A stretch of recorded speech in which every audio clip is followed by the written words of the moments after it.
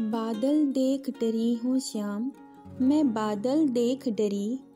श्याम मैं बादल देख डरी, काली पीली घटा उमड़ी।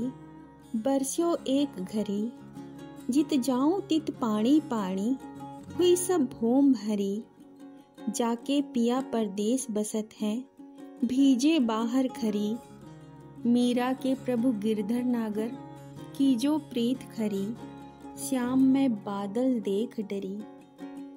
बादल देख डरी हूँ श्याम, मैं बादल देख डरी। मीराबाई की इस कविता के साथ मैं आस्था आप सभी का स्वागत करती हूँ। वैसे इस कविता से एक निश्चल प्रेम का ज्ञात होता है और आज मैं आपके सामने जो कहानी सुनाने जा रही हूँ वो भी एक सच्ची घटना पर आधारित है।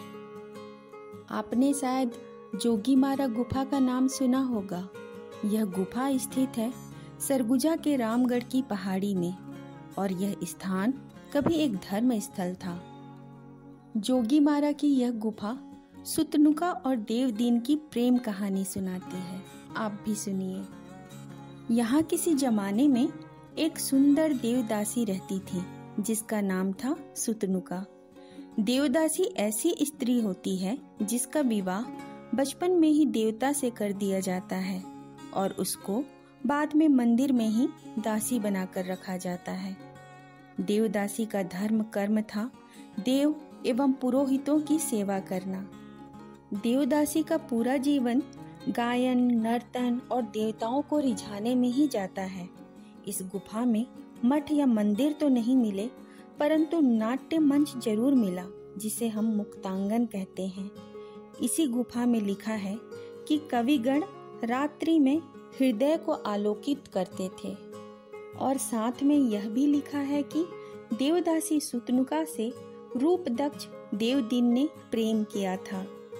गुफा में कुछ चित्र मिलते हैं जिसमें पशु पक्षी हैं, एक सन्यासी है और लोगों से घिरी एक नर्तकी भी है।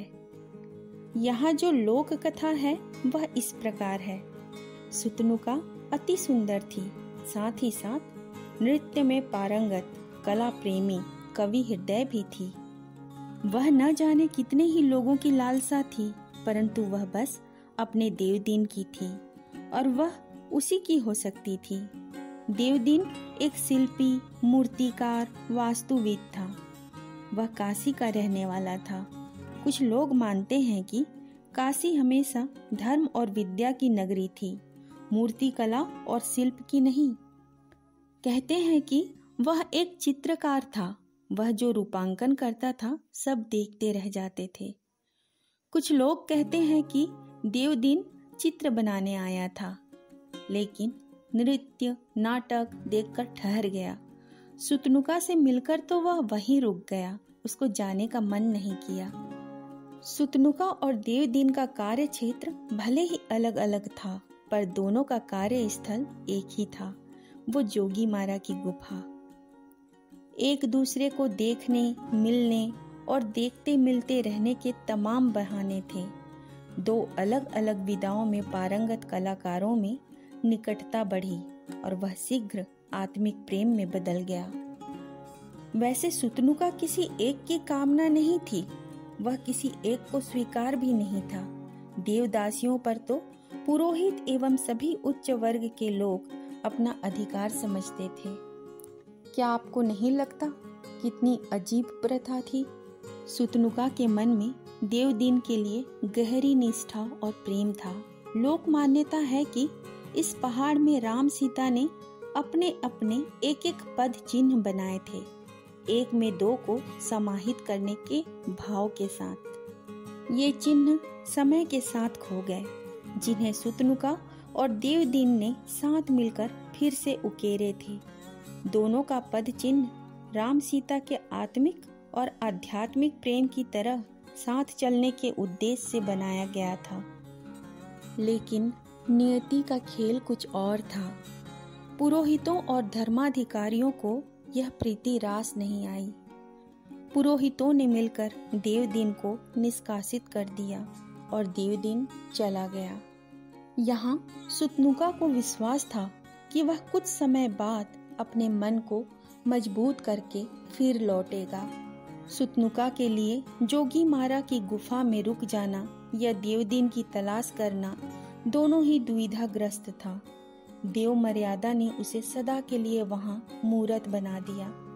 वह देवदिन के साथ जाना चाहती थी परंतु नहीं जा पाई और वहां देवदिन कला को छोड़कर बैरागी बन गया।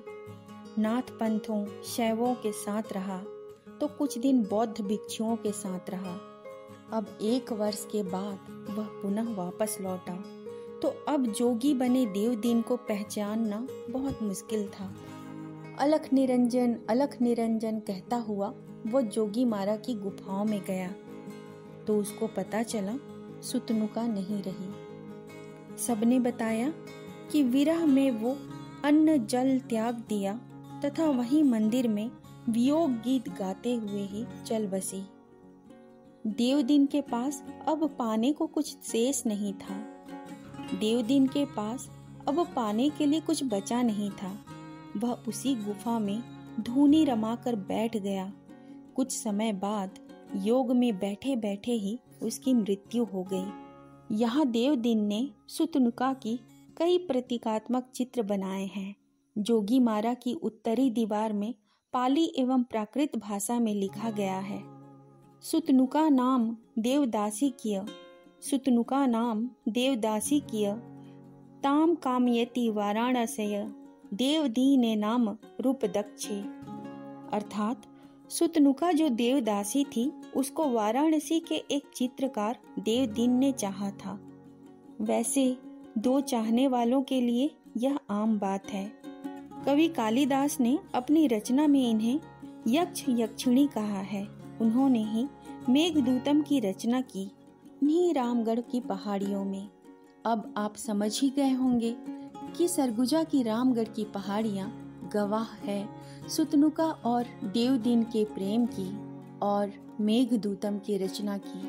अंत में मैं यही कहूंगी, मत मरो मत माहौर खाओ, चलो चलो सरगुजा जाओ। यानी अगर कभी मरने जैसे हालात हो जाएं, जहर खाने की नौबत आ जाए तो सरगुजा चले जाओ। आप भी आइए दुनिया की सर्वप्रथम नाट्यशाला देखने। जोगी मारा की गुफाओं में प्रेम बसता है। ऐसी ही कहानी लेके हम फिर मिलेंगे। तब तक आप हमारे साथ बने रहिए और अगर आपने हमारे चैनल को सब्सक्राइब नहीं किया है तो सब्सक्राइब कीजिए।